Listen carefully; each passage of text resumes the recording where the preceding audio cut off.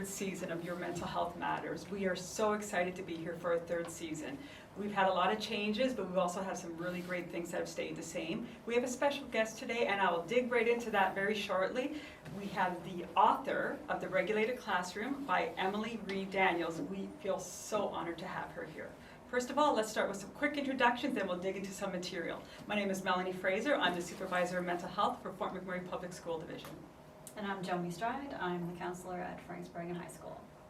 And my name's Erin Martins-Walsh, and I am with Fort McMurray Catholic Schools as the counseling consultant. And last but not least, I'm Emily Daniels. I'm a former school counselor, and I'm the author and creator of the Regulated Classroom Framework.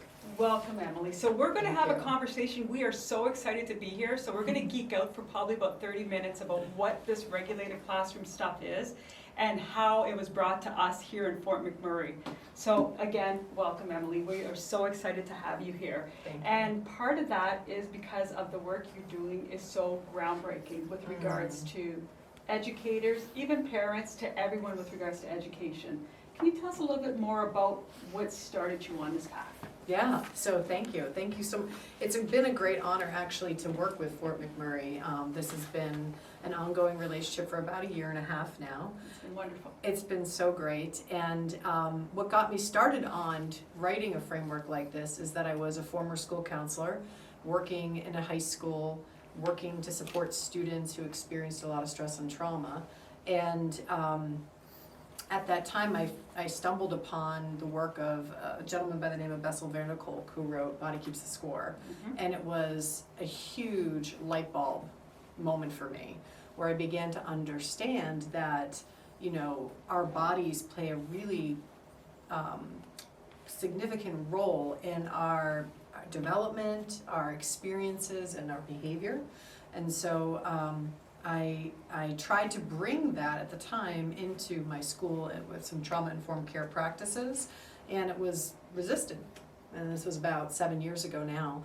And so I decided that I would go out on my own as a consultant and Right. start training people about this emerging science and this newer understanding we now have about the role the body plays in human development, experience, and behavior. I think that is fantastic, and those of us from Fort McMurray, we understand trauma. We've had our own experiences with that, within the flood, the fire, and of course COVID. So having Emily here to talk to all of us as parents, as educators, I feel is essential for everyone in this community. Yeah. So we're so grateful. Yeah. Yes, and I did the training in February, and just to experience it was amazing. And you say the light bulbs went on, like definitely with all of the core elements of it. So I just wanted you to kind of go through that with everyone. Like, what are the 4 core elements? Practices? And Yeah, great. So part of what this framework is a way to make some of the science that we now have our hands on really accessible and applicable in the classroom. And so there's 4 core practices which represent the certain quality of experiences we know support sequential development and also help to buffer the impacts of stress and trauma. And so those 4 core practices are connectors, activators, settlers, and affirmations. And they're organized by the tabs on the Yes, guidebook. very easy to follow. Yeah, as Melanie is referencing. But really what those 4 core practices are what research and science tells us helps us to feel safe again. If we have these quality of experiences with great repetition, it helps us to feel more regulated, more grounded, more connected to others that we're with. And it's so much what our schools are desperately needing right now. Very much so. Mhm. But Yeah. why? Why do Yeah. we need them? Well, in your circumstance, as you mentioned, you both have had, or you all have had and sustained through some collective traumas related to natural disasters, which significantly disrupted people's ability to feel they were safe here. Yes. And then shortly thereafter, I understand, you know, we have the pandemic, which is a global threat to life. And all of those things, you know, cumulative make or result in a lot of people just feeling sort of heightened all the time. Just bubbling, right? Yeah, Yeah. that their nervous system, their body's nervous system is really calibrated for threat. And it's hard to learn when you feel that high level of arousal all the time. Mm-hmm. Yeah, Yeah, going in more into that level of arousal, like the polyvagal theory that you explain in the book is Yeah. phenomenal. Yeah. The way that you explain that and just the level of learning is not there if you're in that fight or flight mode. exactly, exactly. Well, I found polyvagal theory shortly after I started getting into the literature of traumatology, and it was another light bulb of like, oh, this makes so much sense. And the polyvagal theory is this new way of thinking about Right. how we are impacted by our experiences, even how we're impacted by our family's history. So even people who've come before us affects our biology. The intergenerational trauma you're referring to? Yeah, exactly, exactly. So the things that, others that we're related to, that actually can come through our DNA. And one of the things that polyvagal theory does is it helps us to honor the fact that as humans, we really know how to survive. And that survival doesn't look very pretty in the modern world, meaning when we I like that. yeah, when we are in a survival state, Yes. we look far more animalistic because we are an animal, right? It's instinctual, right? Exactly, and so we get defense mobilized, we get aggressive, or conversely, we may want to try to retreat and flee from a distressing moment or experience. Right. We can also find ourselves in a really disembodied, dissociated state Right. where we're going through the our daily lives and doing the things we're supposed to do, going to work and maybe making dinner or whatnot, but we're not really alive in the experience. We're not really present for the experience. And why is that? Why is that important? To be present, the ways in which we can feel safe in our environment is to know that we're with other humans that are also attuned to us Okay. and we're attuned to them. So when we're in a state of what some call like tonic immobility, when we're in a state of dissociation or disembodiment, we can't feel that we actually can't feel the person fully with us. We feel like they're like a shell of themselves. Okay. But when we feel connected to someone else and we feel like we're with them, we can better weather the stress of the moment, the trauma of the past. We need to know in a very embodied way we're not alone. And there's That's an amazing Regulation. description of co-regulation. Yes. Exactly. Because what you're describing, I feel like it applies not only to children, but also to adults. And absolutely. kind of the key piece of co-regulation, Yeah. right? That Yes. together, and children might not have, it looks different, I guess, in children, and may not have the same capacity as adults to Exactly. regulate, and that felt safety. Exactly. And it's exactly why, young infants and young children, they thrive on present, attuned adults because their own little nervous systems can't self-regulate. And so we have to provide an anchor for them to return to, that they know that they can receive that kind of soothing Right. that we can provide if we're present and we're attuned. And that continues on, and that especially, that need that we have to attune with others continues on throughout the lifespan, but especially in the wake of trauma. And so yes, this is exactly what I'm trying to teach folks about with the framework and with the trainings and the materials, is that our nervous systems matter so much for what we can do to help ourselves and to help our students. So if we really want to create a connected classroom environment that's optimal for learning,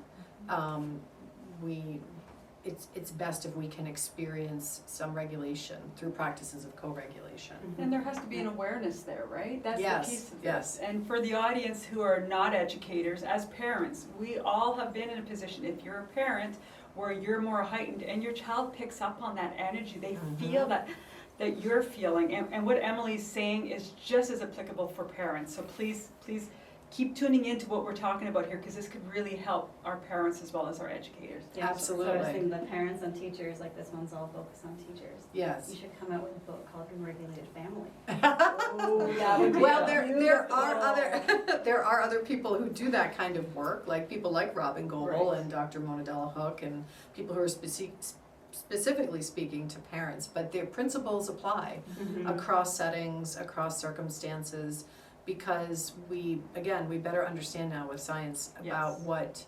what supports human well-being. And safety is the number one priority. Feeling safe is the number one priority in human wellness. Right. And that's really remarkable if you think about Mhm. it. Like, I mean, in some ways it's super simplistic and like kind of common sense, it feels would like. think, yeah. But that's not what we, that's not historically what we have prioritized in parenting or even in school per se, you Because I know? think people, when they think of safety, they think their environment's safe, they're in a safe environment, Yes. there's no threatening dogs coming at you, or there's Right. nothing going on. But in actuality, felt safety may be just within yourself, so if you're feeling an escalation in the room or a buildup of angst or anxiety in the room, the child, the person will feel it. I feed off of your energy, which may make me feel either safer or feel like I have to put my wall up and go, ooh, red alert, instinct kicks in and I need to protect myself. Exactly, And it's all exactly. perceived, I guess, It's too, right? perceived, And yeah. it's individualized to each person as a different set of circumstances, right, Right. that they're working under, but, Yeah. and how they feel safe. Yeah, and that is true, and that's the tricky part about felt safety, is that it is an individual experience, but I would argue too that there's a lot more we could deliberately, intentionally do to help facilitate Yes. more people feeling safe. There will always be certain nervous systems that are really sensitive for a variety of reasons, that will need additional supports.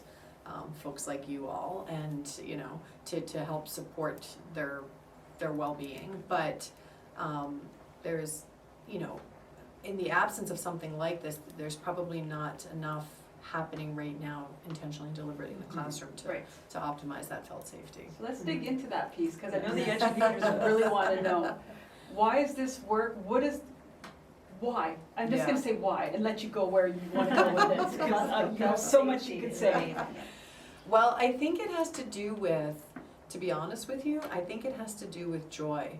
Okay. And I mean, that might sound again very simplistic, but one of the things that I'm hearing more and more from the field of clinical therapy Mhm. and these cutting edge practices that are coming in to inform clinical work is that you cannot have a trauma response or reaction coexisting with profound joy and happiness. Like, those things don't happen at the same time. So it's one or the other. Exactly. So what we now know is that in order to help us repair from stress or to repair from trauma, we need a lot of experiences of feeling good. And one of the fastest way to get to that is to experience joy. Yeah. And a lot of these practices stimulate that. They stimulate laughter, they stimulate humor, they help us to have fun, they help us to collectively synchronize, because a lot of it is about collective rhythm making. And those are joyful experiences. Right. A lot of indigenous peoples know this, a lot of ancient ways and ancient practices experienced this and knew this. So it's not necessarily new, but it's new to our modern way of being. And I think it's new because we're relating it to neuroscience, we're Yes. relating it to the body, and now it's not Yes. just somebody doing it in their culture, there's actually reason behind it, it actually makes sense for Yeah. us to do it in our homes, in our schools. Yeah, exactly. And so when people start to feel that way, even we were in a training today, and I love watching the evolution of a group of more or less strangers coming together to learn about this. And initially there's all that sort of discomfort of, what is this gonna be? You know? And is this gonna be all right? And what is this crazy thing she's asking us to do? Yeah, all these activities. Yeah, exactly, and some of them Yeah. really land for certain people and some of them not so much, but even so, as people engage in the core practices, there's something emerging and evolving from that group experience. And it's becoming a safer, and I don't know if you experienced that today, but I feel like you'll see by the end of tomorrow, it's really making for a much more robust sense of cohesion. And when you get that, when you feel that on the inside of your body, you suddenly feel a lot safer. Yeah, and that's what we're looking to try to do in the classroom, but it's also something we can do in our families as well.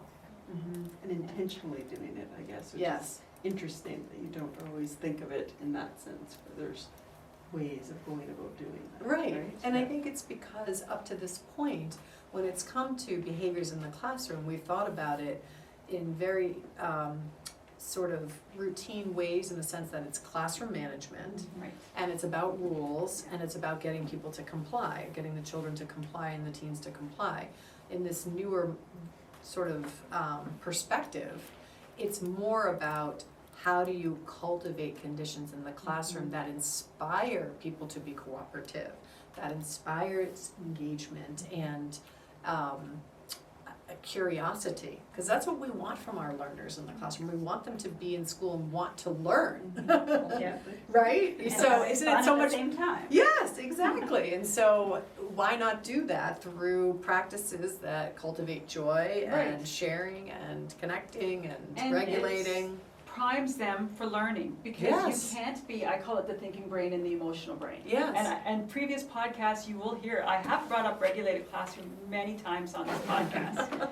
Extra plugs there, I always have, because of the regulation piece, and it primes you for learning. Yes. Because if you're in that emotional brain, that instinctual brain, you can't take in all this information, you're not able to receive it, because you're back there just survival. Yes, that's Right? exactly right. So- That's exactly right. Play can't happen, you can't have joy when you're back there, so Yes, if you bring it forward, it's getting them primed for learning. That's exactly. what I'm hearing from you, right? That's exactly Yeah. right. And that's exactly what I do in play therapy. Yes. I don't, you can't get anywhere until they're in that, brain, part of the brain that they can Yeah. focus and learn. And if they're in fight or flight, there's no way that I'm going to do any therapy with them. So the same way, there's no way they're gonna learn anything Right. if they're in that fight or flight.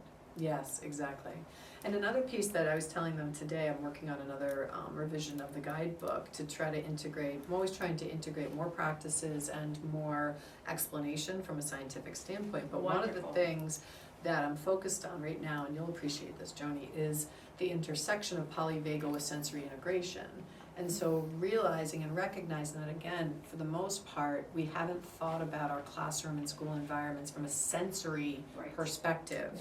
And now that we have many more sensitive nervous systems and children and adults who struggle to integrate sensations and sensory experiences, we can do more deliberately and intentionally to help and aid with that if we pay attention to it and we consider it. So a lot of this stuff is, it's not rocket science, it's just more bringing deliberate effort to thinking about it, you know what I'm saying? And to embed it into the routines of classroom life or school life. And instead of letting that be entirely dictated by a schedule and by a set of rules. Needing to get through the curriculum, the stress, the Yes. pressures, and your own system is starting to get heightened. Yes. And you're feeling yourself dysregulated, and all your kiddos are picking up on that. Yes. And so a lot of great teachers do a lot of things in the day Yeah. to help kind of bring regulation back to a key place, like where it needs to be, Right. right? Like a But baseline. a baseline, thank you, that's the wording. But we're saying this is more intentional. Emily, I didn't write the book, Emily wrote the book. I'm taking credit all of a sudden. No, yes, this is great effort for sure. Well, and with your work, you're saying that you're able, teachers have been doing it for years, but now you're saying why. That's Yeah. why this works. Yeah. So let's go back to the fun of that. Let's go Yeah. back to the things we've learned maybe in your early teaching years, Yeah. where you incorporated a little bit more fun in Yeah. your school day. And now we know the reasons why. Now it we know works. why. Now you don't need to feel that you're wasting time. Yes. Yes. Or, and that's a real legitimate concern, a valid concern for a lot of educators. They've really become conditioned to feel if they're not spending every moment being able to justify from an instructional standpoint, from the curriculum standpoint, Yes. how they're spending their time, they can't do these sorts of things. What's I love about Fort McMurray is that so many of you are already there as administrators or people in the system saying, nope, we're ready for something to shift a bit here. Yes. We are beginning to acknowledge that we need to prioritize holding space and time for this sort of thing. it'll be good for our educators, good for the adults, and really good for the kids. And, you know, when's the last time that our teachers really walked away from a school day saying, yes, that felt so good, I love my class, you know? I mean, there are a few in every district and every Sure, school, but yeah. it's not commonplace, as commonplace as it could be. And this will And this, enjoy and that. this holds that promise, and people who use it, that's what they describe experiencing. They describe transformation, they describe, loving their work again, and enjoying the students again, and feeling like they're making progress again. Yes. Like, it's really awesome. It really is, and that's why we're here today. So can you dig in about why you chose these core practices? So what I mean is, we haven't really talked about what it is. Yeah, Right? yeah. We talked about what it is, but how to apply it. Yeah, And I don't exactly. know how to say that. Yeah, So Emily, you know, as we go into the last bit of this Yeah. podcast, can you give a little bit of a quick little sure, dip into it? absolutely. Yeah. And some So- of the tools like you're wearing. Yes, so I will, yes, absolutely. So, if you have a chance to get a hold of a guidebook, and I think Cynthia Shelley may have a few extras in her office, what you'll notice is that, so the connectors are play-based practices. Activators are collective rhythm-making practices. Settlers, Yeah. settle and calm our bodies, bring us back down to baseline. And affirmations help us to experience embodied gratitude collectively. And so these quality of experiences not only support sequential development for children that are growing and developing, but it also helps to, it just so happens that these quality of experiences also heal trauma. Say So that again, that's, please. yeah, so That's this key. is, that's what it is. That's what makes it so remarkable. It That's heals how, trauma. yes. Right here's the answer. That's all you need. No, I don't want it to seem like a total cure-all, but I'm just saying that this is what the research helps us to understand, is these are the Yes. quality of experiences that we need in frequent doses, microdoses at a time, so they need to be short. None of these things are to be done for 40 minutes in a Oh my classroom. goodness, This is right. like 1 to 5 minutes, Right. multiple times a day, lots of repetition to help the body lay down new pathways, new associations with positive experiences. So that's the practices, but sometimes some of us, even with the practices, it's not enough. We still have just these really stressed bodies. And so what I also provide are products that are the best that are on the market today. This is a weighted product that I'm wearing right now to help me be more regulated as I speak. We all need It's that. just a little bit of sensory input, it's a little bit of actually deep pressure is what it's providing my body, which is telling my body it's okay to be relaxed, it's okay to let down, which is a good thing to do because here we are talking, you know, Right. in front of cameras and that sort of Right. thing, which is stress inducing. So there's a multitude of sensory tools that are part of the approach that folks can use, the adults and the students can use to help their bodies get the inputs that they need to modulate their state, to modulate their stress state or their nervous system state. So, This is yeah, for the educator as well, right? Because we do Yes. so much of our work around building the student up and helping the student. What can we do for the student? yes. This is to help the educator, which will Correct. then help the students. That's Yes. why this is just different. Slightly is different. That was definitely one of my first observations was, Yeah. wow, this really focuses on the educator first, or Yes. the adult, really. Yes. And acknowledging sort of what they, to help them, and then they can help Exactly, others, right? And I that's think- exactly right. And the guide too is so practical in a sense, right? Mhm. Where it's like just exercises and activities and things that you can do Mhm. to have this huge impact, really, Yes. ultimately, With right? minimal Yes. effort. Yes. And Yes. have fun And doing it's- it. Yeah. Yeah, the short bursts, right Yeah. here and there, and it becomes sort of part of the routine, part of your lifestyle, really, and then kids are walking away with really useful coping strategies at the end of Yes. the day, right? Yes. Tools that And they're can- regulated and you Yes. feel like that collective Yeah. feeling of your class is in tune, you're Yes. working They're together in connected, tune, Yeah. right? And that room develops a felt safety. Exactly. Yes, And that's exactly right. I'm playing with one of them as well, and it's for stretching. I have been under the camera the whole time, I've been playing with it, because it is a stress reliever, Yeah. and that's what we need, right? Yeah. Yeah, I mean, our bodies are really designed to be moving. Yeah. And Yeah. we have a lot of sitting in the classroom environment, so these tools help us to do that, those This micro one's more movements. sensory. It's Yes. got the fuzzy outer layer and then the Yeah, magnet. yeah, that's the It's a lot of fun. magnetic focus fidget. This is the weighted scarf, this is the stretch noodle, and this is the, this one here is, a massage roller ball that's intended to help the adult work on the regions of the body that tend to hold stress.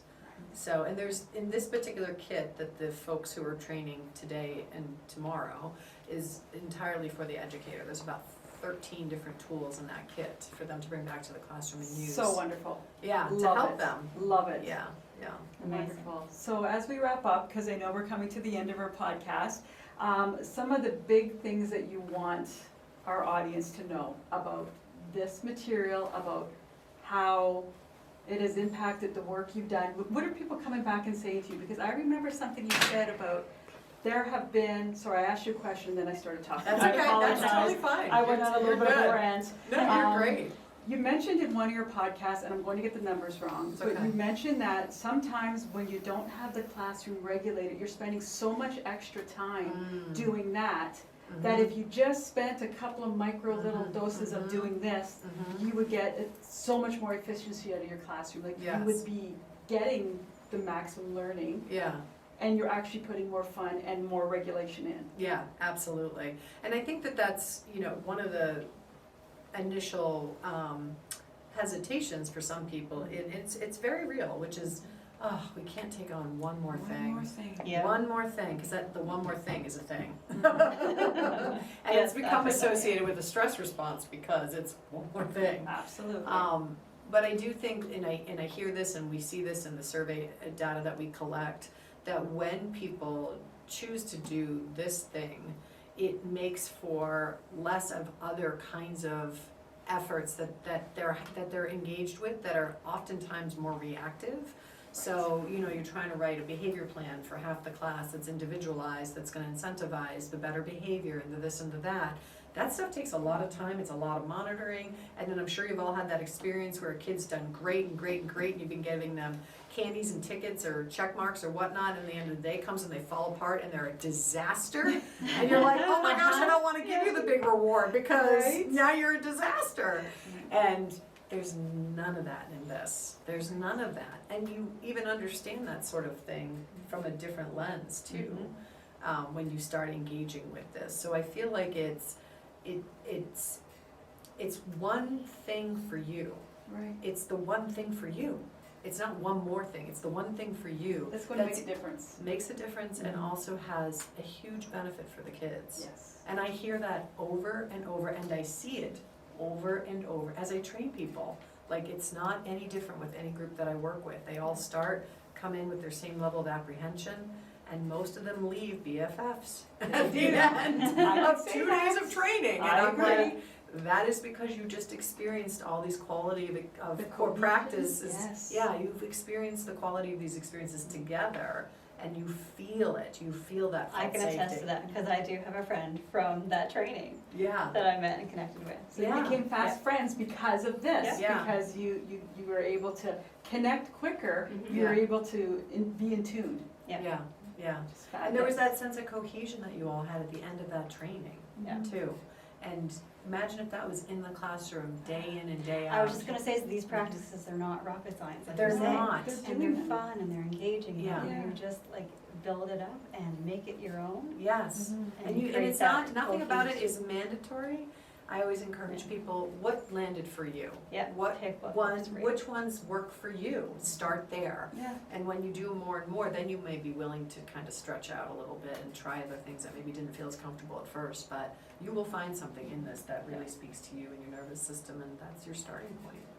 So, there's a lot of That's choice in it, a lot of fabulous. agency in it, and that's important in trauma-informed work. Absolutely. Yeah. Yeah, It's Wonderful. incredible. It is fantastic, and I do love the work, as obviously, because I keep preaching about it all the time, I'm sorry.